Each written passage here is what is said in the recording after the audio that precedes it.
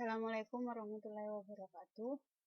Alhamdulillahirabbil alamin. Puji syukur kita panjatkan kehadirat Allah Subhanahu wa taala karena pada malam hari ini kita bisa berkumpul kembali di tahun yang baru ya, dan di penghujung semester ini.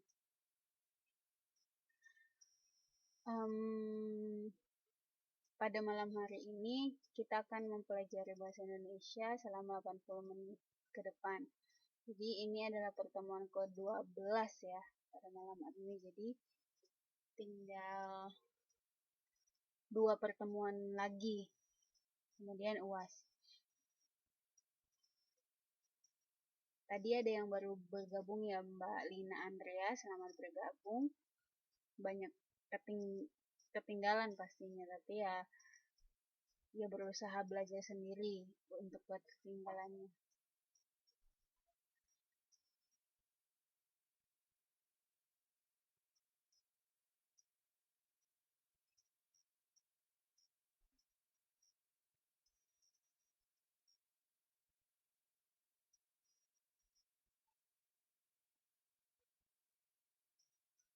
Mengenai UAS, Mbak Lina menanyakan saya ikut UAS nggak, Bu? Yes. Iya, mau nggak mau ya, soalnya Mbak masuknya di penghujung kelas ini, maksudnya di penghujung semester ini gitu. Mau nggak dimasukin juga gimana gitu, nanti masa mau mengulang di semester berikutnya gitu kan, bingung juga nih. Nantilah saya nanya ke pengurus dulu. Oh iya, ya udah, ya resikonya berarti ya, semoga Mbak Lina dan teman-teman yang baru bergabung bisa melihat pembelajaran atau belajar mandiri dan tutorialnya atau bahan ajarnya sudah ada semua ya di YouTube. Entah itu untuk pelajaran bahasa Indonesia maupun ekonomi. Insya Allah saya upload selalu gitu.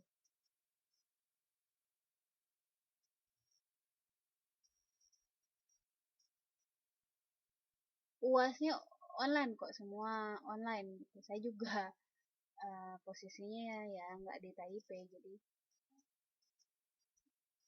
semua pengumpulan tugas, tatap muka dan sebagainya ya via online.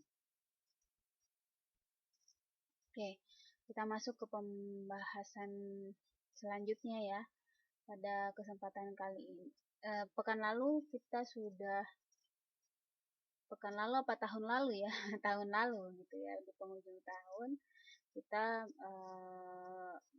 mempelajari teknik pembacaan puisi. Di antara teman-teman alhamdulillah sudah tahu bagaimana cara membaca puisi yang baik dan benar sesuai dengan teknik yang ada gitu ya, sesuai dengan teori. Kemudian ada yang merasa, oh ini saya suka nih dengan puisi, suka membaca maupun suka membuat karya puisi ya. Adapun orang yang hanya penikmat saja, kemudian susah interest dengan puisinya karena menggunakan apa ya, biasanya kan kalau di puisi itu banyak kata-kata kiasan yang digunakan gitu. Jadi hanya sebagian orang yang suka gitu sama puisi. Nah, pada malam hari ini kita akan mempelajari mengenai teks eksposisi. Sebelum membahas lebih jauh, ada baiknya kita membaca ini ya, ada satu puisi dari W.S. Rendra yang judulnya adalah Seonggok Jagung. Tunggu ya. Nah, dalam puisi ini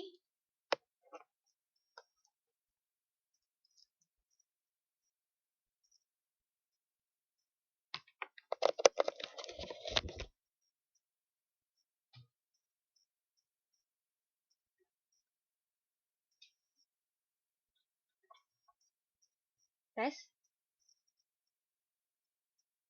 Suara saya kedengaran?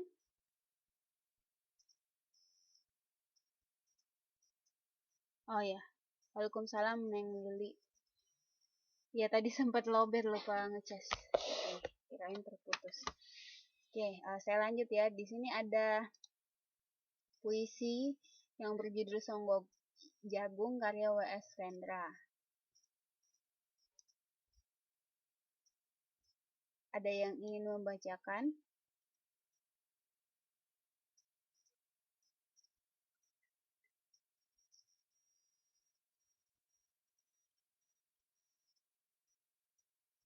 Kurang jelas ya tulisannya. Oke, saya gedein ya. Sekarang gimana?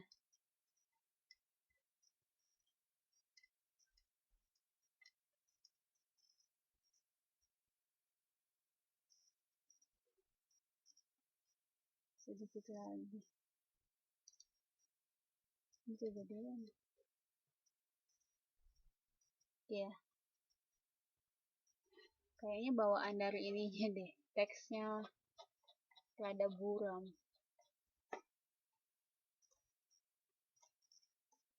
Gimana teman-teman, udah jelas? Oke. Udah jelas. Jadi di sini adalah ada salah satu karya sastrawan besar di Indonesia yang bernama W.S. Rendra. Nah, puisinya ini, salah satu karya puisinya adalah puisi yang berjudul Seonggok Jagung. Nah, teman-teman ada yang mau jadi volunteer atau yang bersedia untuk membaca? Kita baca dulu sebelum masuk ke materi.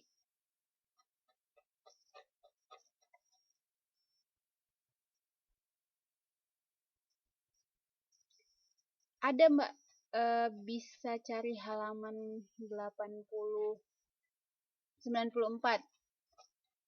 Ada kok itu. Waalaikumsalam Mbak Ina.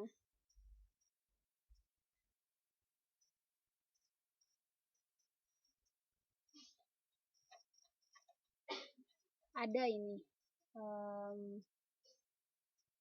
Halaman 79 ya di bukunya, tapi dalam buku elektroniknya halamannya page 94.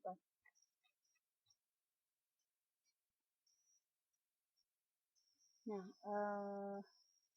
nggak ada tugas apa-apa Mbak Wina, cuman yang tadi Mbak Mayanya nanya di bukunya katanya nggak ada teks ini. Gitu.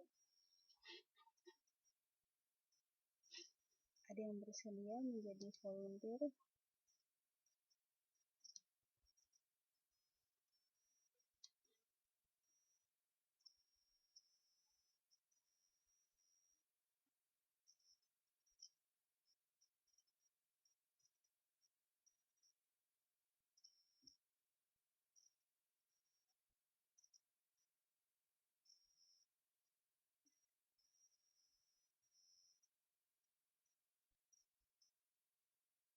Oke, kalau gitu Mbak aku mau ngomong apa nih? Nah, Waalaikumsalam warahmatullahi wabarakatuh. Monggo. Oke, kalau gitu saya ini ya, saya bacain puisinya. Songgok jagung. Songgok jagung di kamar takkan menolong seorang pemuda yang pandangan hidupnya hanya berasal dari buku dan tidak dari kehidupan, yang tidak terlatih dalam metode dan hanya penuh hafalan kesimpulan, yang hanya terlatih sebagai pemakai, tetapi kurang latihan bebas berkarya. Pendidikan telah memisahkannya dari kehidupannya. Aku bertanya, apakah gunanya pendidikan bila hanya akan membuat seseorang menjadi asing di tengah kenyataan persoalannya? Apakah gunanya pendidikan bila hanya mendorong seseorang menjadi layang-layang di ibu kota, menjadi sekrup-sekrup di Schlumberger, report, dan sebagainya. Kiko pulang ke daerahnya. Apakah gunanya seorang belajar teknik, kedokteran, filsafat, sastra, atau apa saja ketika ia pulang ke rumahnya lalu berkata, "Di sini aku merasa asing dan sepi."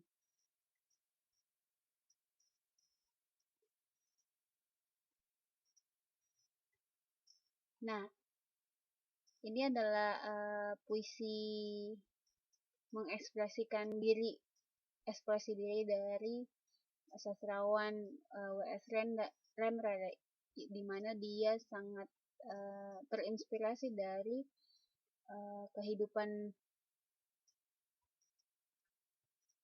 kehidupan sekarang, di mana banyak pemuda-pemuda atau misalnya lulusan-lulusan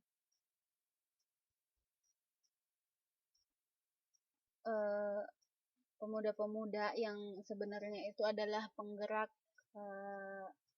bisa menjadi motor atau penggerak suatu bangsa, tapi hanya terpaku dalam kehidupan nyamannya saja, seperti itu. Dia terpaku dengan hal-hal rutinitas yang sibuk dengan dirinya saja.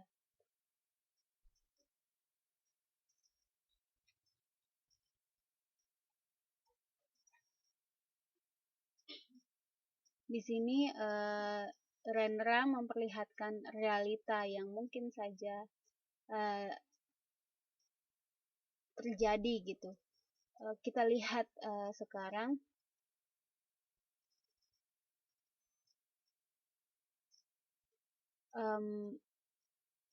pendidikan pun bisa saja menjadi kehancuran, membawa kehancuran ke orang-orang yang terdidik ketika misalnya dia hanya bisa mengikuti atau tidak bisa mengembangkan ilmunya gitu.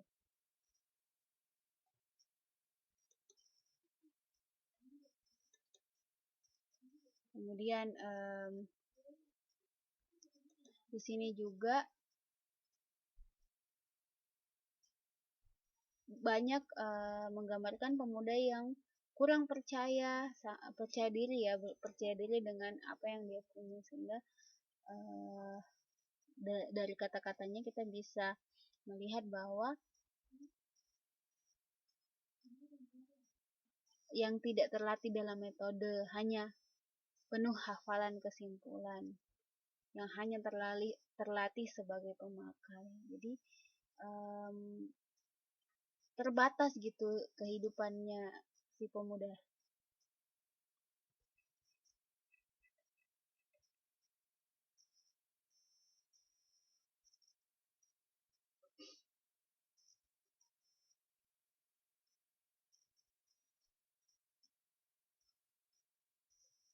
Oke. Jadi ini adalah salah satu bentuk ekspresi mengungkapkan pendapat terhadap suatu masalah ya. Salah satunya ya via puisi.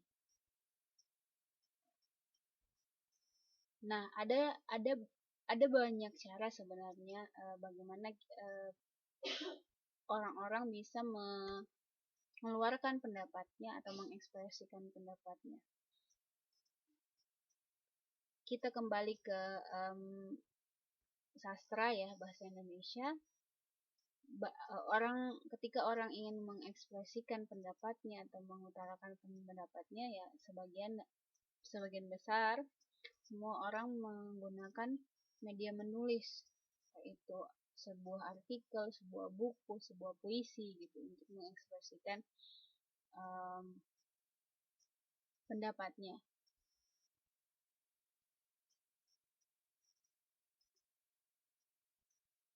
Iya, curhat lewat puisi.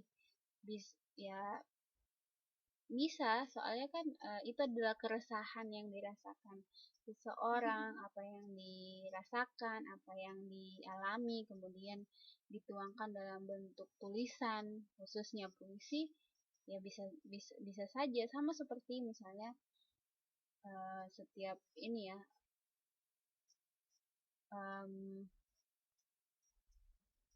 apa ya, kayak misalnya sekarang kan kita di bahasa saya pada pelajaran bahasa Indonesia. Nah, yang untuk mengekspresikan diri kita biasanya menggunakan uh, tulisan. Kita menampilkannya dengan tulisan.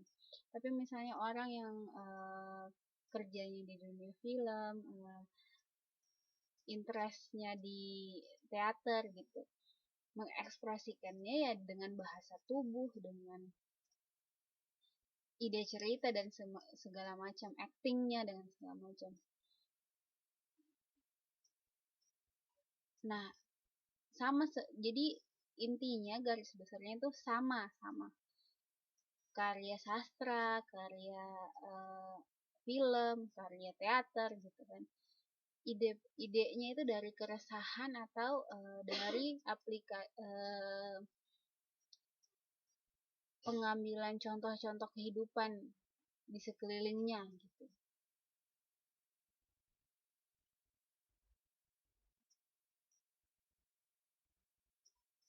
Oke, tadi Mbak Wina bertanya seonggok jagung itu peribahasa tidak?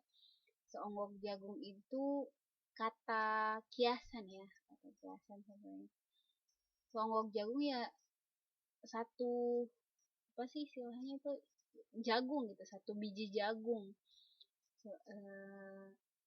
Dimana di dalam itu bisa mewakili apa yang dirasakan si W.S. Rendra itu. Saya juga kurang terlalu paham gitu kenapa W.S. Rendra memilih bukan istilah tapi maksudnya memilih diksi kata seonggok jagung itu gitu. Nah, kata galau di dalam karya sastra sebenarnya tidak ada batasan harus menggunakan kata, khususnya puisi ya, tidak ada batasan harus galau itu bisa masuk dalam kata untuk membuat puisi enggak.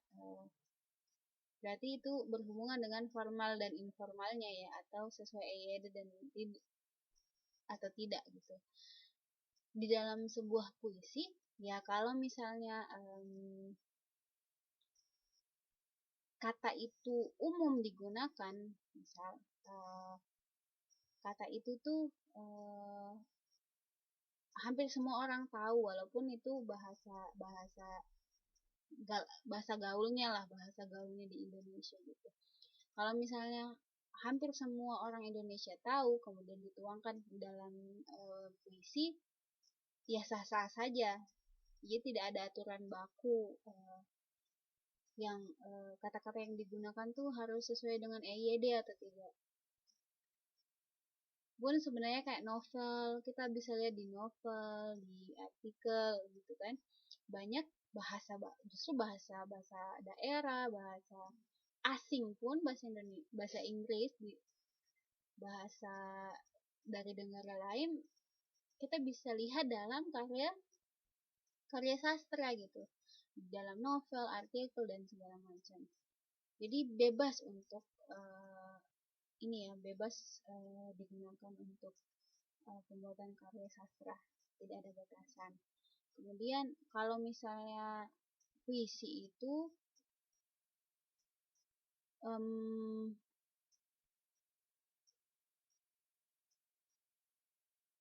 yang harus diperhatikan adalah seperti ini. Kalau kita lihat bisa birama atau sajaknya mungkin mau diseragamkan. Sepertinya kan setiap satu sajak, kalau di bacaan atau artikel itu kita bilangnya paragraf, tapi di puisi adalah sajak. Jadi satu sajak Kita lihat di sini ya, satu sajak, dua sajak kedua, dan selanjutnya. Nah, sebaiknya sih seragam, tapi misalnya 4 ini kan, ada 4 baris dalam satu sajak, kemudian 4 baris dalam satu sajak. Tapi kalau misalnya mau kayak seperti ini, dalam satu sajak ada 4 baris, tapi di tengah-tengahnya ada satu sajak dan satu baris berdiri sendiri. Ini mungkin menegaskan bahwa inilah keresahan besarnya dari si penulis, tergantung strategi si penulis seperti apa. Kemudian yang perlu diperhatikan lagi dalam pembuatan puisi itu, sebaiknya sih pemilihan kata. Ketika misalnya walaupun kita bebas menggunakan atau menyerap kata-kata, entah itu bahasa gaul ya, kata-kata kita dalam kehidupan sehari-hari atau apa, perlu dipilah, pintar memilah, nyambungkah ketika misalnya kita menggunakan kata itu, atau cocok atau tidakkah gitu. Terkadang biasanya kan orang misalnya membuat puisi ya hanya dia aja gitu yang asik dengan puisinya, padahal penikmatnya kurang memahami gitu pemilihan katanya, seperti itu.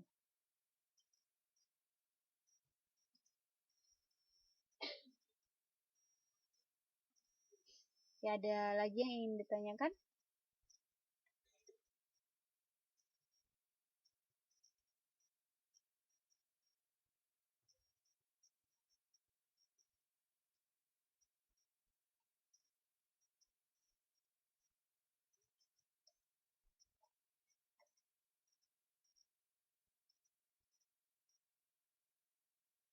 Oke, kita masuk ke apa itu teks eksposisi.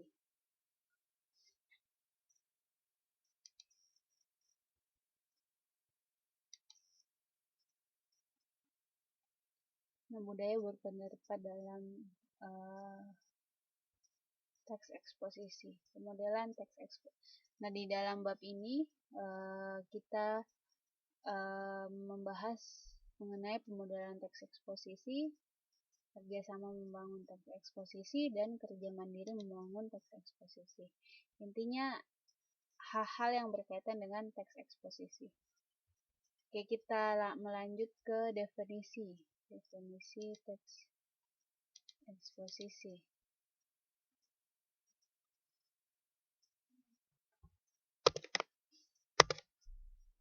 Wah, kok ini nggak muncul?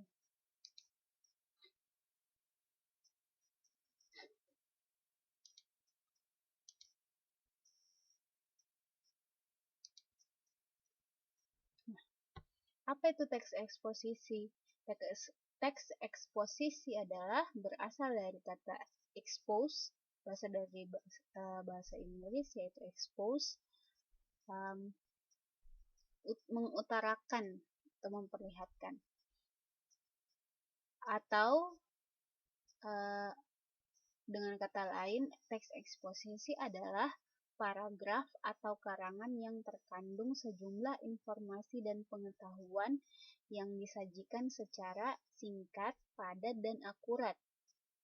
Di sejumlah informasi dan pengetahuan yang disajikan secara singkat, padat, dan akurat.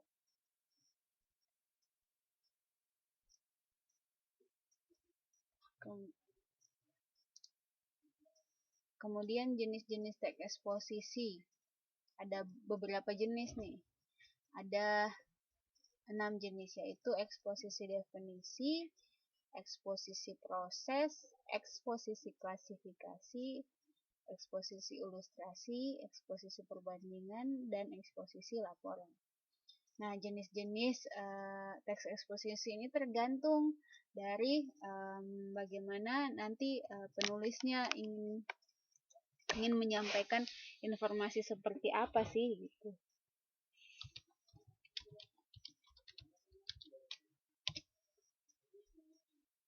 Kan kita tadi ketahui bahwa teks eksposisi adalah teks yang mengandung informasi yang akurat, singkat, dan padat gitu kan.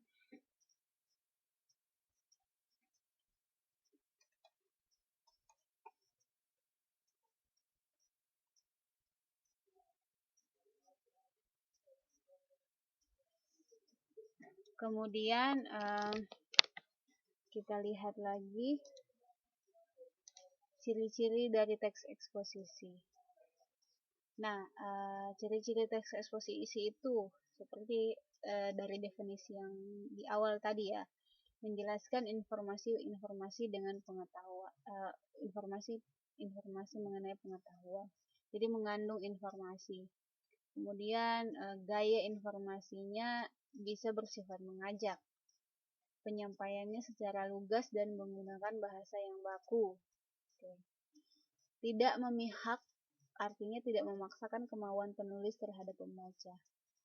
Maksudnya di sini ketika misalnya kita membuat teks eksposisi, kita mengutarakan, anggaplah kita membaca fenomena yang terjadi. Misal, katakanlah waktu pada yang baru-baru ini, pada bulan September kemarin,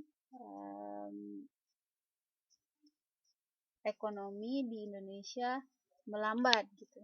Melambat itu kan pandangan saya ya. Kemudian didukung dengan informasi-informasi. Jadi apa yang saya utarakan di awal didukung dengan informasi-informasi. Kenapa melambat? Karena terjadinya penurunan nilai tukar rupiah yang drastis. Kemudian naiknya harga bahan bakar, sehingga orang-orang sangat sulit atau sangat sedikit orang-orang yang mengeluarkan uangnya untuk membeli suatu barang. Intinya berhemat lah. Jadi uangnya itu digunakan hanya untuk kebutuhan pokoknya saja. Maka itu adalah indikasi bahwa ekonomi Indonesia pada bulan Desember melemah. Saya hanya tugasnya untuk mengutarakan itu dengan menjelaskan alasan-alasannya. Nah, tidak ada unsur seperti pemaksaan ya, bahwa tulisan saya ini sangat benar dan pembaca harus percaya, harus menuruti apa yang sudah saya buat tadi, seperti itu. Itu maksudnya. Kemudian fakta dipakai sebagai alat kontribusi dan alat konkrita. Maksud dari alat konkrita ini ya penunjuk ya. Penunjuk yang bersifat konkret, nyata gitu.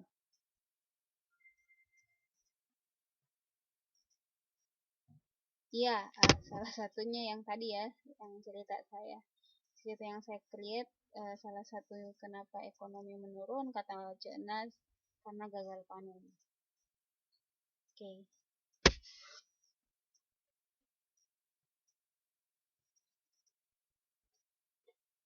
Nah itu tadi pengertian dan ciri-ciri dari teks eksposisi. Jadi sekali lagi kan dari pertemuan awal sampai pertemuan saat ini kita sudah membahas mengenai 3 jenis teks ya. Pertama itu teks laporan, kedua itu teks prosedur, dan ketiga teks eksposisi.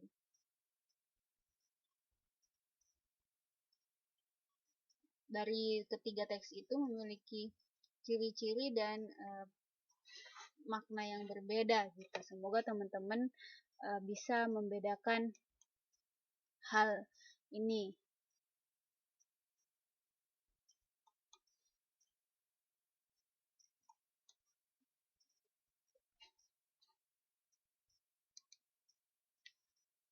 Nah, kemudian kita masuk ke struktur teks eksposisi.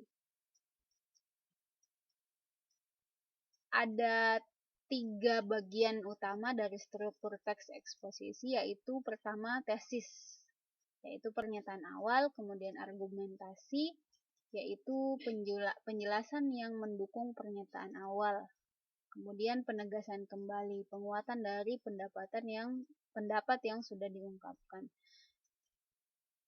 Kurang lebih hampir semua sama ya, sama, ada pembukaan, kemudian inti dan penutup.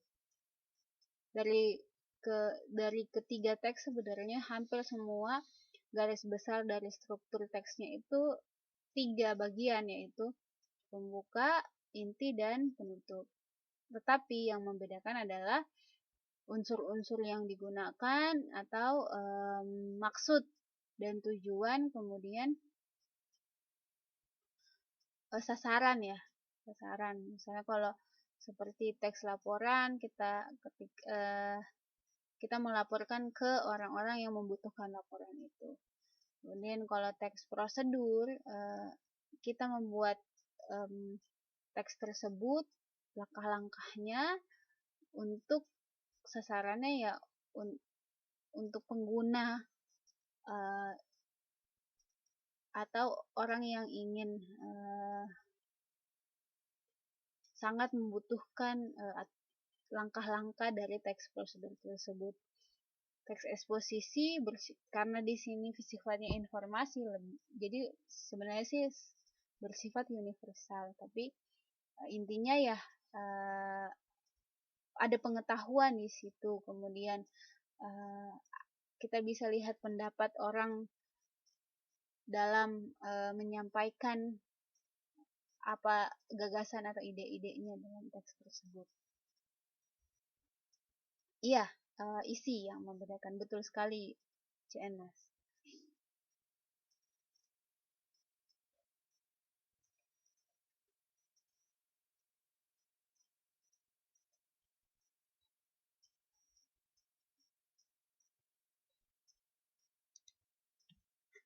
Oke, kita cari di sini contoh dari teks eksposisi.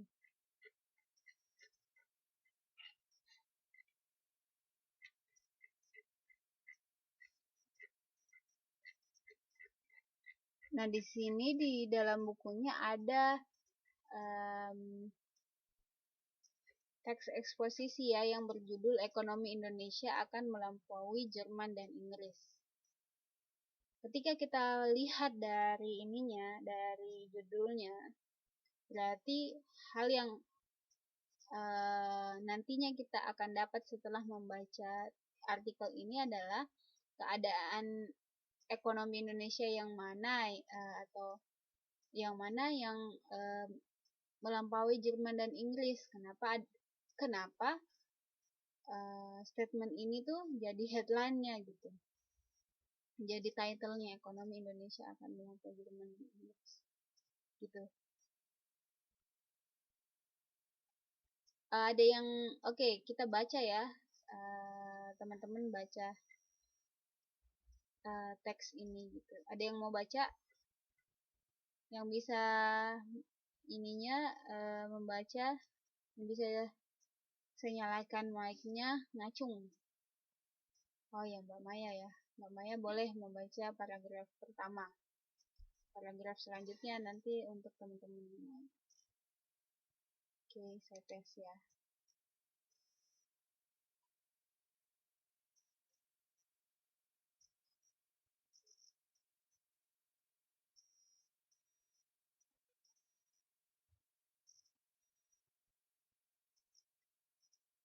Halo Mbak Maya. Malam. Boleh. Paragraf 1 boleh dibaca, Mbak.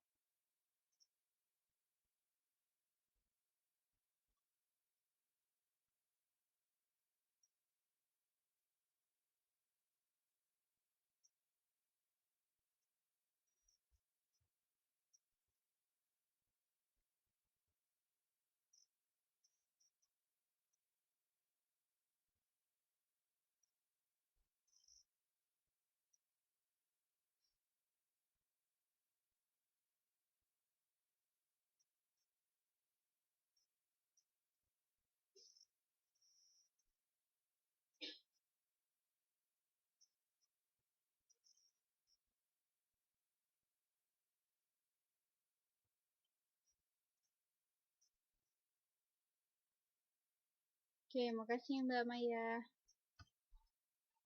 Kemudian Mbak yang lain yang bisa membaca?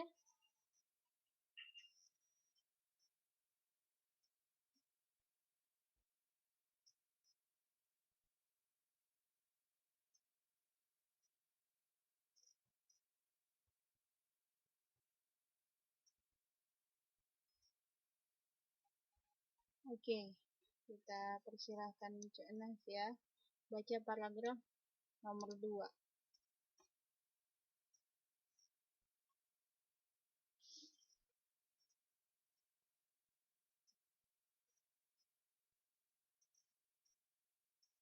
Halo, monggo Mbak.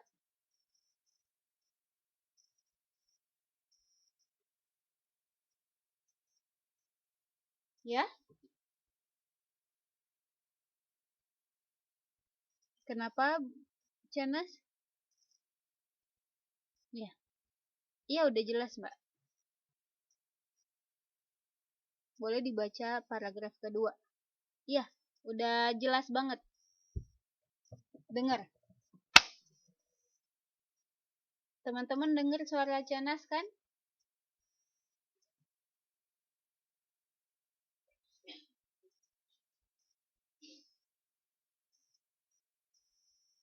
Iya, iya, dengar.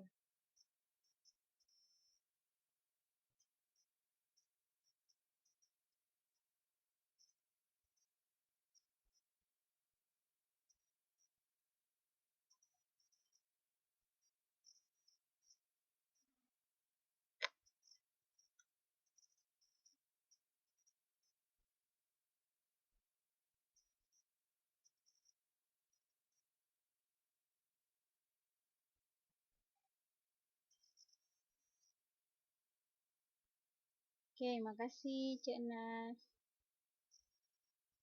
Ya,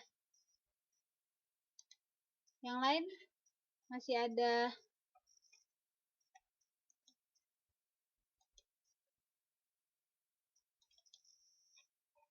yang mau membaca lagi?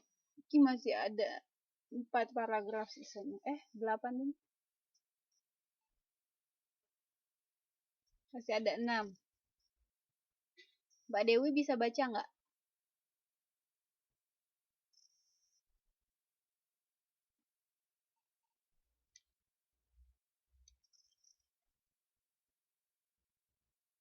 Wah, jangan-jangan ini pada tidur nih. Tes, tes. Mbak Lina boleh deh. Mbak Lina bisa membaca paragraf ketiga.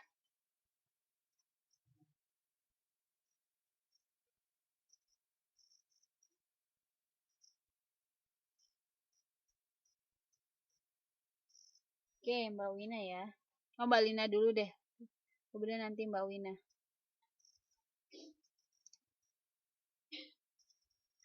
Monggo dibaca paragraf 3, Mbak.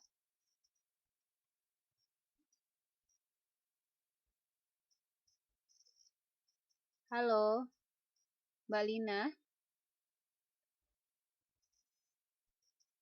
Dengar suara saya, Mbak?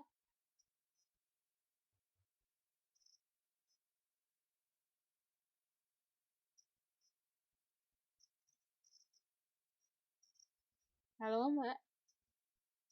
Oh, enggak. Saya enggak kedengaran suaranya Mbak Lina. Yang lain gimana?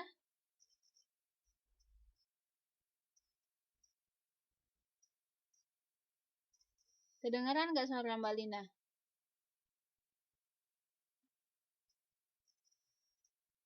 Oke.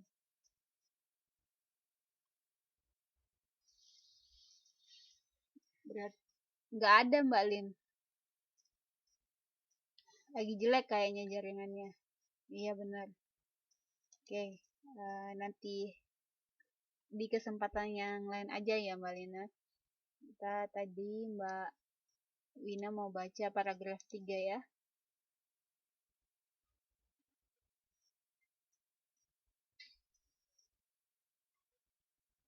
Halo Mbak Wina. Ya, monggo dibaca Iya, jelas banget Mbak. 3. Nomor 3, Mbak. Nomor 3. Iya.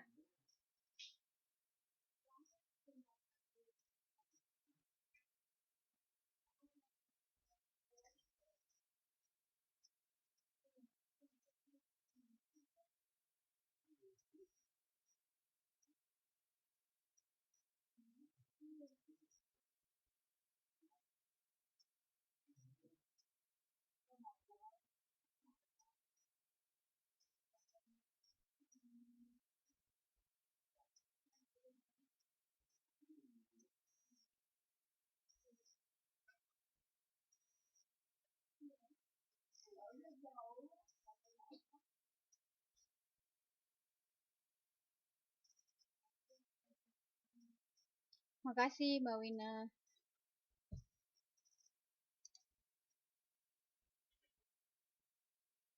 Oke, ada lagi yang bisa baca?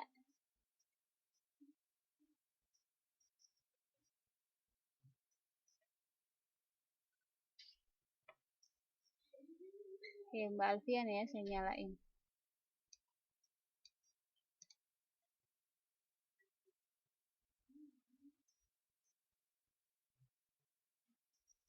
Ya. Halo Mbak Alfian, monggo. Nomor 4, Mbak. Ya.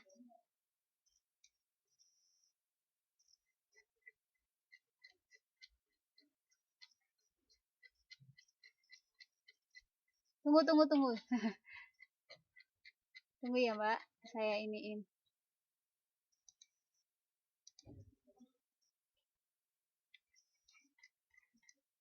Oke. Sekarang gimana? Udah kelihatan?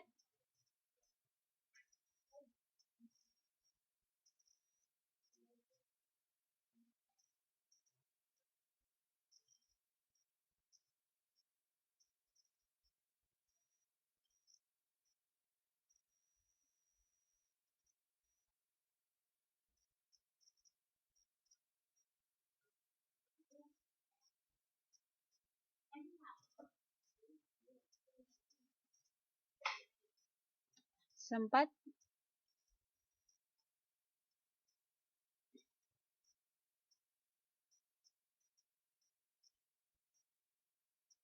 Oke, makasih Mbak.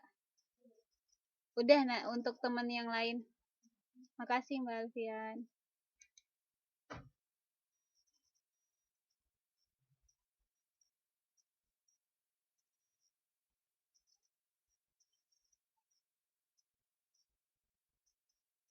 Oh Mbak, kenapa nih? Oh Mbak Ari mau ini ya? Baca. Oke, kita kasih kesempatan Mbak Ari ya. Sorry, chat-chatnya nggak ini. Oke, mana nih Mbak Ari?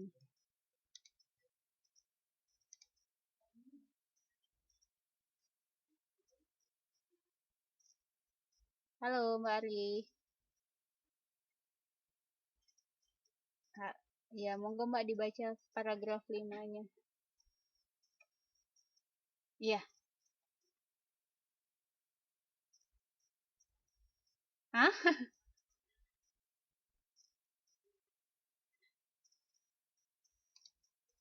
Sekarang gimana?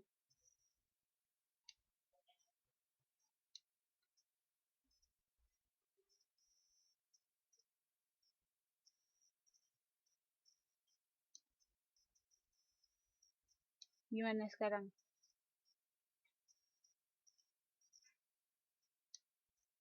Gini.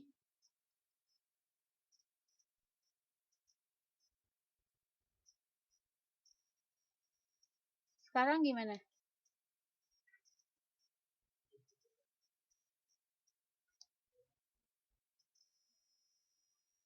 Sini saya geser kiri, Mbak.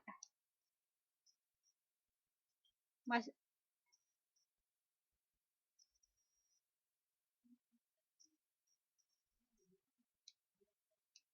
gini ya. Oke.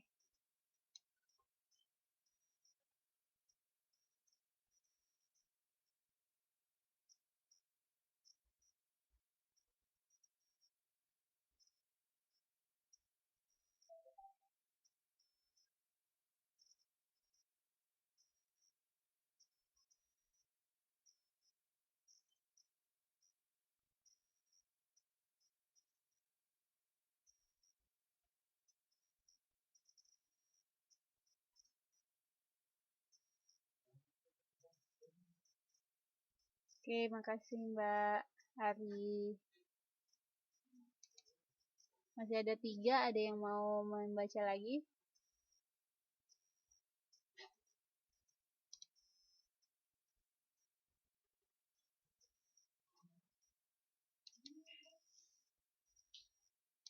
Mbak Dewi ya. Oke, Mbak Dewi ya.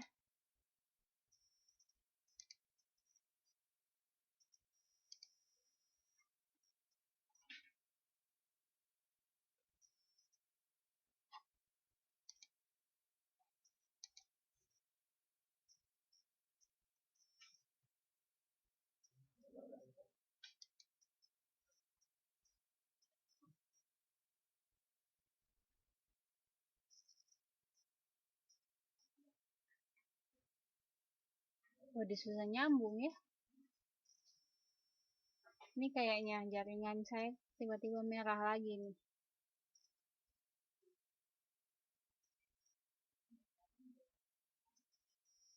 Iya, merah ya Mbak. Oke, kayaknya susah untuk menghubungin. Saya baca aja ya. Eh, Paragraf 6-nya. Saat ini pertumbuhan ekonomi Indonesia yang berada pada kisaran 5% hingga 6%, apabila dapat terus dipertahankan akan menambah jumlah masyarakat kelas menengah hingga 90 juta orang dengan pendapatan per kapita lebih dari 3.600 dolar Amerika Serikat. Apabila kita mampu mendorong pertumbuhan hingga 7%, jumlah itu bertambah lagi dengan masyarakat menengah mencapai 170 juta orang. Berbagai perkembangan dari sidang akbar IMF di Tokyo pekan lalu kembali mengingatkan kita tentang besarnya potensi Indonesia dan sempitnya momentum yang sedang kita lalui saat ini. Apabila potensi itu diwujudkan dalam aksi dan momentum yang baik dilewatkan begitu saja karena kita begitu asik dengan urusan lain. Prediksi para investor tersebut tidak akan menjadi kenyataan. Tentunya pilihan ada di tangan kita semua saat ini. Oke, itu tadi ya teks mengenai keadaan Indonesia akan melampaui Jerman dan Inggris. Nah, di dalam bacaan ini kita coba dalami ya satu persatu. Nah, di bacaan ini menggambarkan bahwa keadaan Indonesia pada nantinya akan melampaui Jerman dan Tokyo. Kenapa itu bisa terjadi? Nah, di sini disebutkan alasan-alasannya. Pertama, hal itu muncul karena ketika adanya sidang IMF pada tahun 2012 di Tokyo,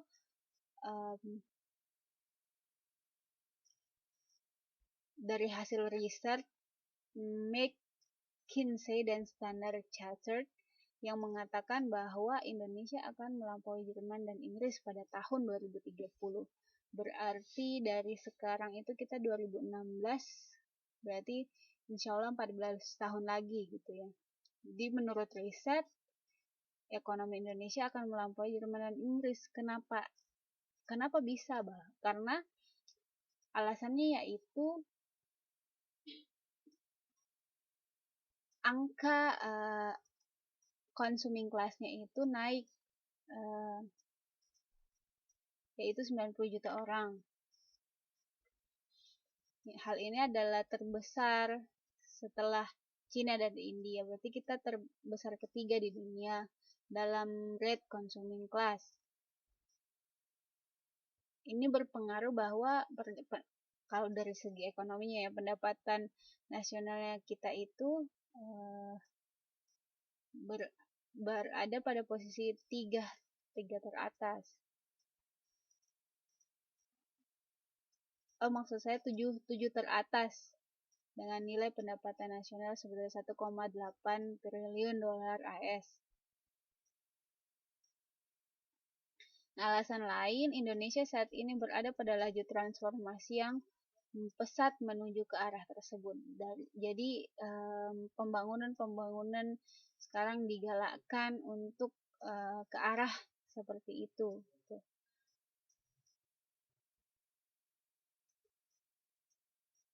Alasan selanjutnya yaitu kekuatan Indonesia, potensinya yaitu berdasar pada tenaga kerja dan komunitas. Tenaga kerja seperti kalian-kalian ini yang salah satu penyumbang terbesar kan tenaga kerja ya, khususnya tenaga kerja asing seperti teman-teman sekalian gitu, karena pendapatannya menyumbang devisa terbesar di devisa negara kita. Kemudian alasan lain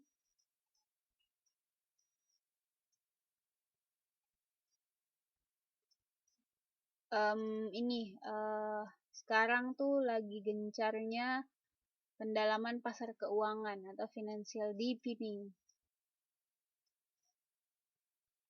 Jadi mendorong atau mengundang investor untuk menginvestasi modalnya, tenaga kerjanya ataupun sumber dayanya untuk diinvestasikan di Indonesia.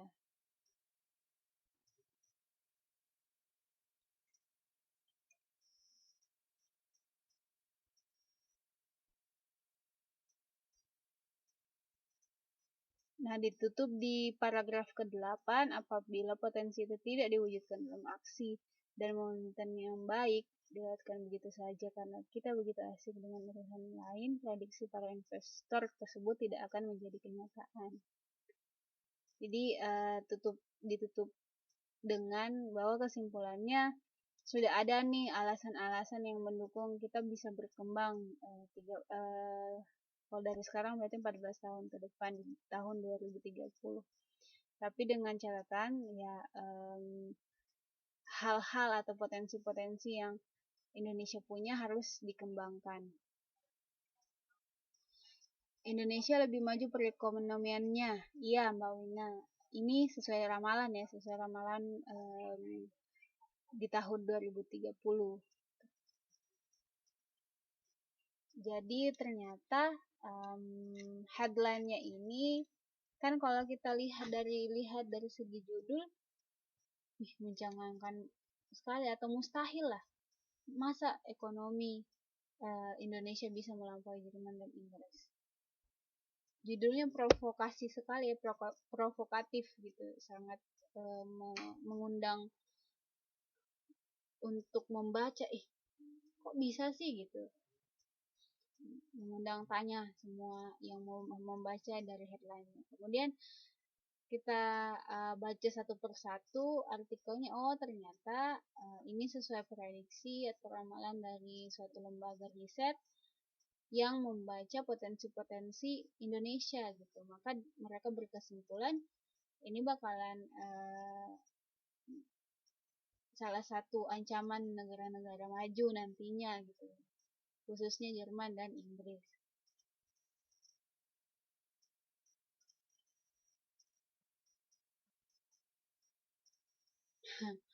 Iya,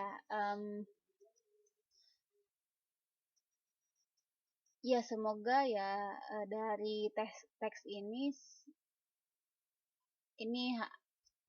bisa jadi harapan besarnya kita, dan untuk mewujudkannya berada di tangan-tangan kita juga gitu, menyupport pembangunan yang digunakan pemerintah, yang digalakkan pemerintah, kemudian seperti teman-teman yang sudah menyumbangkan devisanya,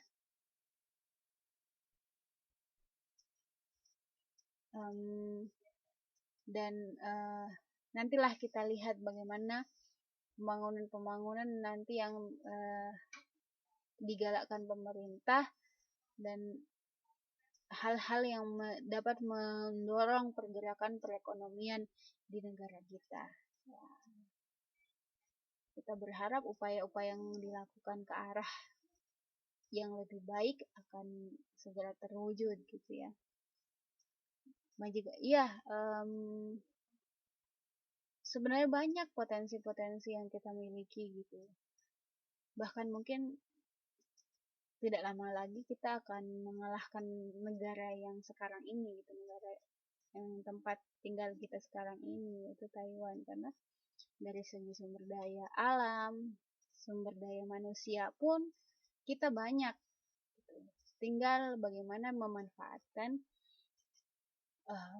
potensi-potensi setiap sumber daya yang dimiliki, entah itu alam, manusianya, dan mesin atau sumber daya pendukung lainnya.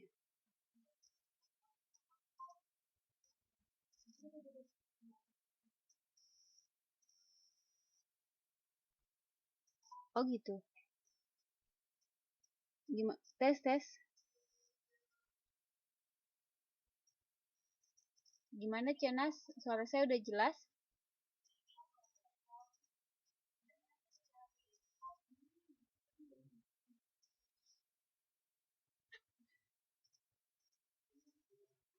Iya mungkin ya, sinyalnya yang kurang mendukung. Oke, kita pindah membedah satu persatu teks ini ya. Jadi kita sesuaikan dengan struktur teks eksposisi. Kita lihat di sini. Nah, di sini kita bisa lihat nih. Kan seperti yang tadi dijelaskan barusan ya, struktur teks eksposisi itu intinya ada 3. Ada tesis atau pernyataan umum, pernyataan awal, pernyataan pendapatnya. Kemudian yang kedua isinya itu atau argumen yang menyupport. Kemudian yang ketiga itu ditutup dengan penutup. Nah, di sini kita bisa lihat nih, yang tesisnya itu berada di awal paragraf ya. Kita bisa lihat di paragraf pertama. Sesuai dengan di sini ya penjelasan di modulnya. Nah, pernyataan pendapat atau tesis. Umumnya kan pernyataan pendapat atau garis besar apa yang ingin dituliskan pada suatu artikel atau suatu karya tulis ya berada di awal ya, dan menjelaskan secara garis besar ini loh yang kita akan bahas nantinya. Sama seperti di artikel ini. Pernyataan pendapatnya terletak di awal paragraf, yaitu paragraf 1. Indonesia menjadi buah bibir pada saat pelaksanaan sidang tahunan International Monetary Fund, dan media itu mengangkat hasil riset. Jadi yang digarisbawahi adalah yang tulisan bold ini, media itu mengangkat hasil riset dari McKinsey dan Standard Chartered yang mengatakan bahwa ekonomi Indonesia akan melampaui Jerman dan Inggris pada tahun 2030. Nah, ini adalah pernyataan tesisnya. Kemudian argumentasinya atau pernyataan pendapat yang menyupport ini ya tadi pernyataan umumnya atau tesisnya. Kenapa bisa melampaui Jerman? Karena pertama ada keyakinan Indonesia diperkirakan memiliki sekitar 90 juta orang yang berada dalam consuming class. Ini bakalan menimbulkan laju perekonomian akan bertambah pesat. Hal yang menyupport adalah ekonomi Indonesia ini posisinya sekarang 16 dunia dengan pendapatan domestik nasional sebesar 846 miliar dolar AS. Kemudian argumentasi yang lain adalah kekuatan terbesar. Jadi potensi Indonesia yang tidak hanya berupa ekspor, didukung dengan kekuatan yang lain, yaitu konsumsi domestik dan jasa-jasa yang dapat menjadi motor penggerak ekonomi nasional. Itu adalah salah satu argumen-argumen yang menyupport ekonomi Indonesia akan melampaui Jerman dan Tokyo atau Jepang. Apalagi sidang IMF ini kalimat penjelas ya, tapi yang intinya adalah yang di garis-garis bawahi. Bukan di garis bawahi, maksud saya di bold ya, kayak seperti ini. Saat ini pertumbuhan ekonomi Indonesia yang berada pada kisaran 5% hingga 6%. Apabila dapat terus dipertahankan, akan menambah jumlah masyarakat kelas menengah yang intinya menggerakkan laju perekonomian Indonesia itu sendiri. Dan pada kalimat terakhir, yaitu penutup, adalah penegasan ulang pendapat. Di sini kita lihat yang boldnya, besarnya potensi Indonesia dan sempitnya momentum yang sedang kita lalui saat ini. Apabila potensi itu tidak diwujudkan dalam aksi dan momentum yang baik, dilewatkan begitu saja karena kita begitu asik dengan urusan lain, prediksi para investor tersebut tidak akan menjadi kenyataan. Nah, penegasan ulangnya ini prediksi para investor. Berarti prediksi para investor ini adalah kata lain dari hasil riset yang menyatakan bahwa Indonesia akan melampaui Jerman dan Inggris. Sorry, tadi kenapa saya jawab Jepang? Jerman dan Inggris pada tahun 2030. Seperti itu. Jadi inilah bagian-bagiannya ya, bagian-bagian dari teks eksposisi. Ada pernyataan awalnya yaitu tesis, pernyataan pendapat, kemudian didukung argumentasi, kemudian diakhiri dengan penutup, yaitu penegasan ulang pendapat. Sudah paham ya struktur dari teks teks eksposisi ini. Sampai sini ada yang ingin ditanyakan?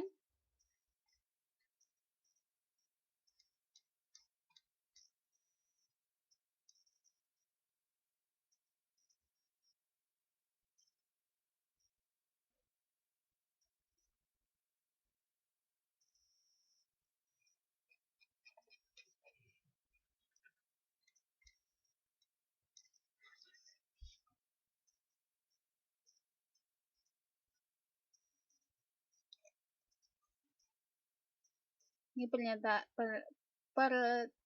dari CNS, kemajuan satu negara tergantung pada kualitas orang. Iya, salah satu faktor juga itu.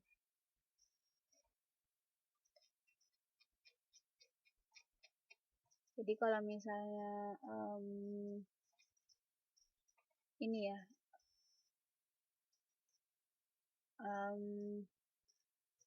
kita banyak, secara kuantitas banyak, secara jumlah banyak, tapi kalau misalnya kualitasnya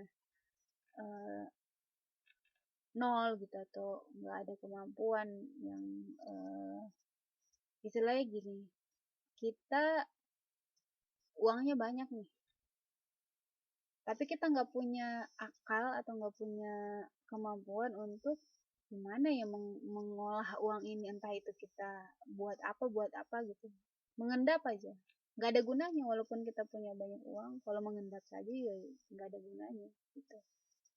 Sama kalaupun sumber daya manusianya banyak, kalau misalnya kualitasnya jelek gitu, kualitasnya kurang, sama saja gitu, nol. Alhamdulillahnya sekarang kita mengalami banyak peningkatan di segi kualitas ini ya, dari segi kualitas sumber daya manusia sekarang ya, semua berlomba-lomba untuk menambah pengetahuannya, skillnya gitu.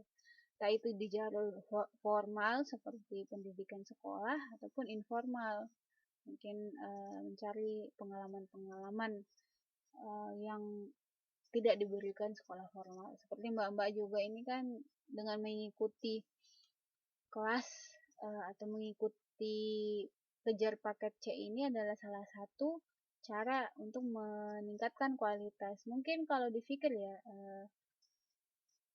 mbak-mbak sendiri emang ada yang mungkin yang udah berumur atau ini nggak perlu ijazah lagi gitu, nggak perlu ijazah lagi karena udah tua, kenapa mengejar ijazah. Tapi kalau misalnya kita lihat dari sisi lainnya, bukan dari sisi untuk mendapatkan ijazah, tapi dari segi ilmu yang kita dapat, yang dulunya kita nggak bisa dapat gitu. Nah pada saat ini dengan bergabung di sini ada ilmu baru lagi yang didapat, ya itu adalah nilai plus di luar dari dapat atau enggaknya ijazah gitu.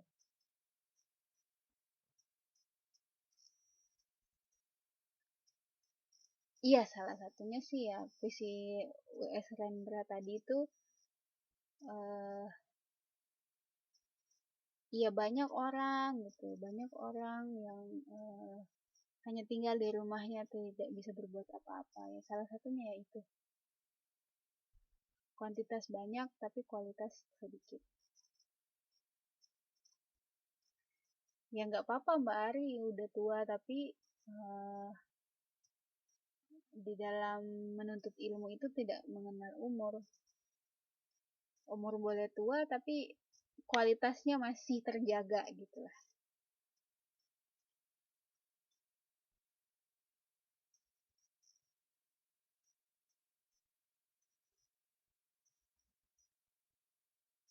Benar.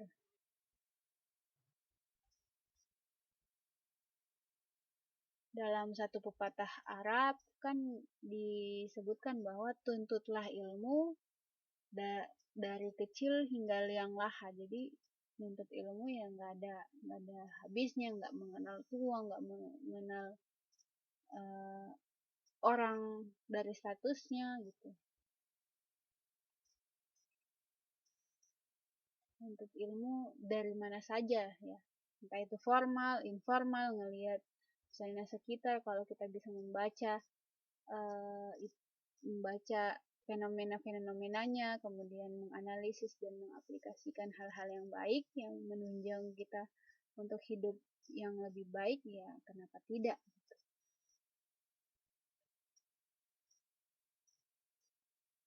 Tuh Mbak Cianas mengeluarkan kata-kata mutiara. Tolabul ilmi faridatun.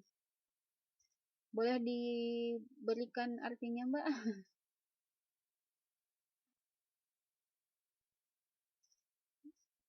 Ya apapun lah istilahnya ya. Jadi jangan takut lah untuk rugi nih saya ini, enggak ada ruginya kalau untuk ini. Oke, kita lanjut. Nah itu tadi ya, ternyata di dalam ini kan kita lihat ada sumber kutipan ya tadi di akhir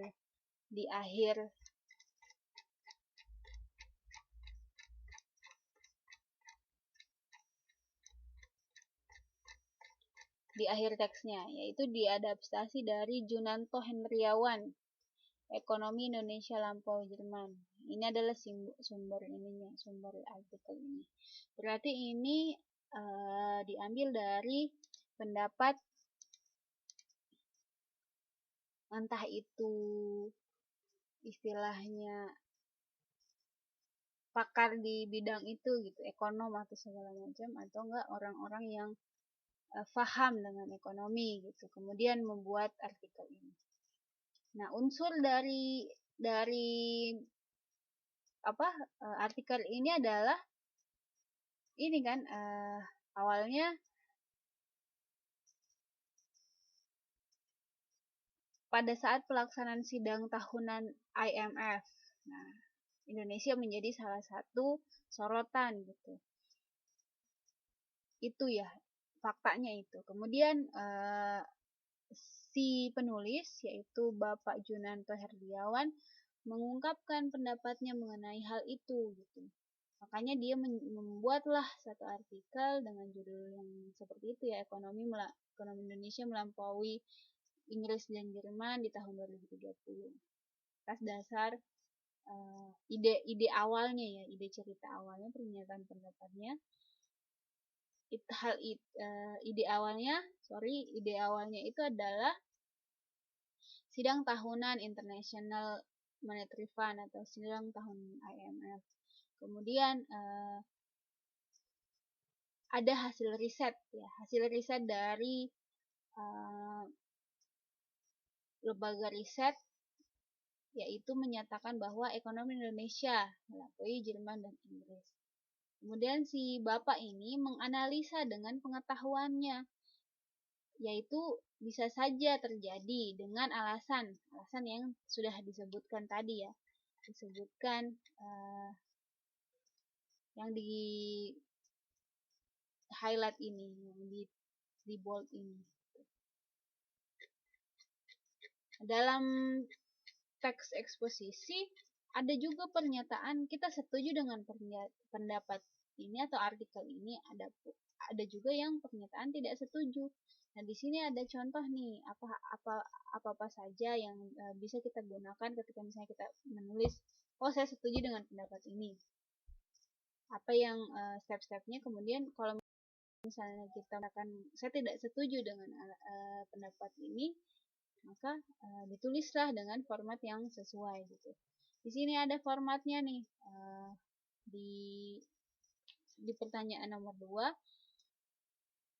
ditanyakan bahwa setujukah kalian dengan pendapat penulis tersebut. Nah, di sini ada saya setuju dan saya tidak setuju. Berarti di sini teman-teman yang ingin mengutarakan pendapatnya, entah itu setuju dan tidak setuju, ada ininya, ada formatnya. Saya setuju karena, jadi saya setuju dengan pernyataan ini ya, pernyataan ekonomi Indonesia lebih bagus daripada ekonomi Jerman dan Inggris, karena alasannya lah menjadi intinya, menjadi penyupport dari karya itu, argumentasinya. Kemudian ketika saya tidak setuju karena, disebutkanlah alasannya.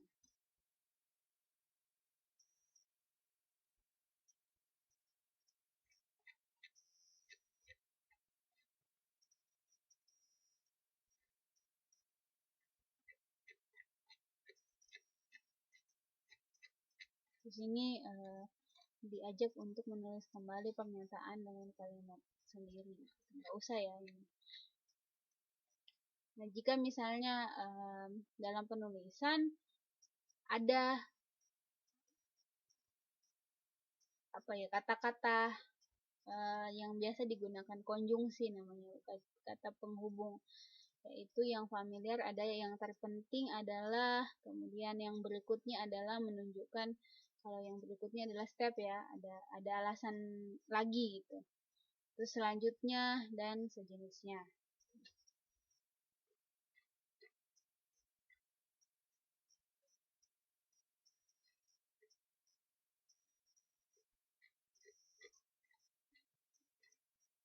Nah, ini kalau misalnya kita ingin menyimpulkan dari teks tersebut yang tadi gitu kan, formatnya adalah seperti ini.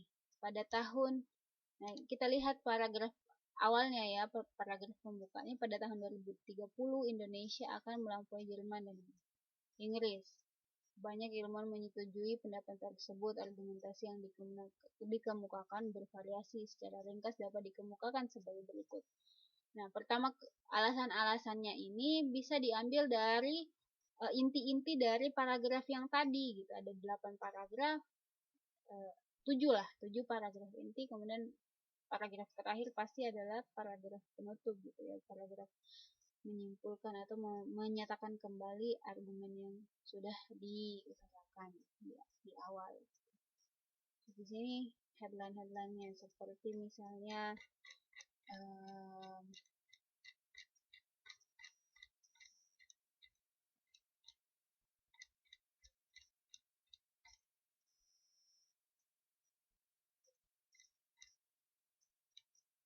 ini ya, besarnya potensi Indonesia, dan sepertinya ini adalah media itu mengangkat hasil riset dari McKinsey sendiri yang mengatakan bahwa ekonomi Indonesia akan melampaui Jerman dan Inggris pada tahun 2030. Ini adalah pernyataan umum, itu pernyataan pembuka. Nah, isinya kita lihat di sini ya, yang di highlight.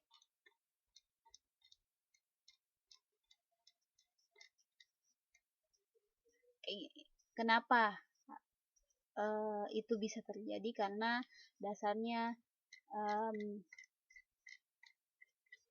Indonesia memiliki sekitar 90 juta orang yang berada dalam consuming class. Artinya bahwa pergerakan ekonomi itu selalu bertumbuh karena masih banyak orang yang ingin daya belinya masih tinggi gitu. Indonesia saat ini berada pada laju transformasi yang pesat, yaitu posisi pendapatan domestik nasionalnya PDN-nya sebesar 846 miliar yang berada pada posisi 16 di seluruh dunia. Itu juga salah satu alasan. Dibubuhkanlah di tadi gitu, yang format tadi.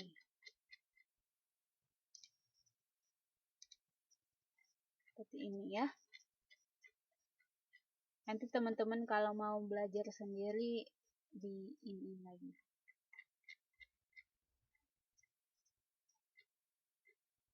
Ada teks lain lagi nih, manfaat jamu tradisional. Tapi mungkin kita akan membahas pada pertemuan berikutnya ya. Karena berhubung waktunya tinggal kurang dari 2 menit, maka tidak cukup untuk membahas lagi gitu. Sebelum saya tutup, ada yang ingin ditanyakan?